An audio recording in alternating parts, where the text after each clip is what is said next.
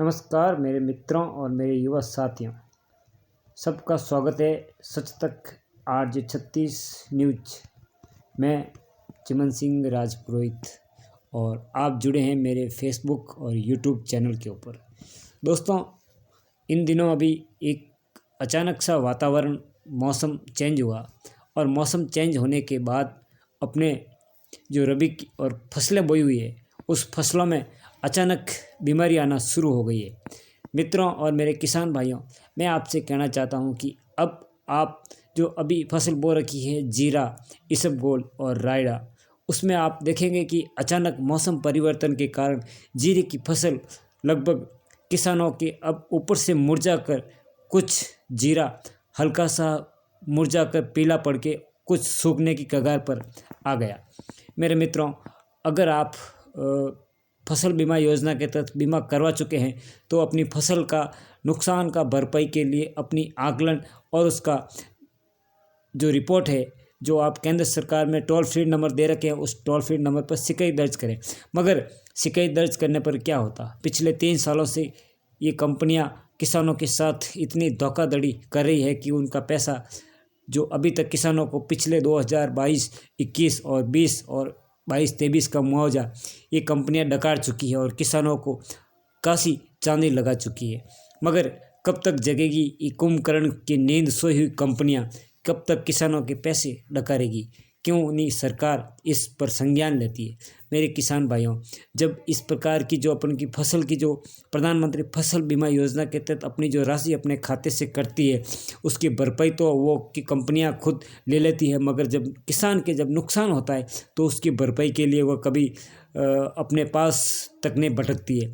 पास तो छोड़ो, हज़ारों करोड़ों किलोमीटर तक वो कंपनियां दूर भागती है और अपन को वापस आके सर्वे रिपोर्ट नहीं देती है। वो सर्वे रिपोर्ट तो लेके जाती है मगर वो फाइलों में दब जाती है। क्यों इस प्रकार की कंपनियां किसानों के साथ धोखाधड़ी और बेईमानी करती है? मगर सरकार का साफ और स्पष्ट आदेश देते हुए भी ये कंपनियां आज तक किसानों की नहीं सुनती है, न ही इसका कोई क्लेम और इसका कोई भुगतान किया जाता है। मगर अभी अचानक सा मौसम परिवर्तन हो गया। प्रकृति और विधि विधान के नियम और उसके होने वाली कौन टाल सकते हैं? ये आप और हम कोई भी नहीं टाल सकते हैं। मगर इसका नुकसान जो अभी किसानों को झेलना पड़ रहा है वो किसान कहाँ तक सदमे से उभरेगा? क्योंकि अभी जीरे की फसल के अंदर लगभग काफ़ी नुकसान हो रहा है। उसके अंदर तरह तरह के रोग हो रहे हैं और रोग होकर जीरा पीला पड़ता है और उसके बाद में ऊपर से पौधा मुरझा कर वह चला जाता है।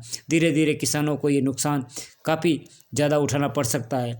मेरे किसान भाइयों, अभी भी आप संपर्क में रहें और उसके अंदर अगर छिड़काव हो दवाई का तो ज़रूरी सलाह लेकर आप उस पर स्प्रे और छिड़काव करें ताकि आप अपनी फसल को बर्बाद होने से बचा सकते हैं। मगर बचाने से क्या होगा? ये प्रकृति का अचानक मौसम में परिवर्तन के कारण हवा का दबाव, हवा चलना, उसमें जो बादल छाना, ये तरह तरह के जो इस प्रकार प्रकृति में जो बदलाव होते हैं वो हमारी फसलों पर भी नुकसान और हमारी फसलों को भी काफ़ी नुकसान पहुंचाने के लिए हद तक जागरूक हमें होना पड़ेगा। क्योंकि अगर इस प्रकार हम बार बार जाकर खेतों का निरीक्षण नहीं करते हैं तो हमें भी काफ़ी नुकसान उठाना पड़ सकता है। तो मेरे किसान भाइयों को मैं एक ही सलाह देता हूं कि आप भी अपने जीरे की फसल, इसबगोल की फसल, रायड़े की फसल, जो भी फसल बोई है उसका समय समय पर आकलन जरूर करें और ज़रूर जाकर देखें। अगर उसमें आपको लगता है कि इसमें बीजों उपचार के लिए कुछ दवाइयाँ ज़रूरी स्प्रे है तो आप सलाह मशवरा करके अपने खेतों में स्प्रे और छिड़काव ज़रूर करें। क्योंकि ये लास्ट और पकने का समय है, उस समय अपने हाथ से अगर फसल चली जाती है तो किसान कितना दर्द झेलता है वो आज तक आपने कभी कल्पना नहीं की होगी। मेरे मित्रों, मेरे किसान भाइयों, आप सचेत रहें, सावधान रहें, सतर्क रहें। अगर आपने बीमा करवा रखा है तो आप टोल फ्री नंबर पर संपर्क करें और अपनी फसल का दावा दर्ज कराएं। धन्यवाद मेरे किसान भाई।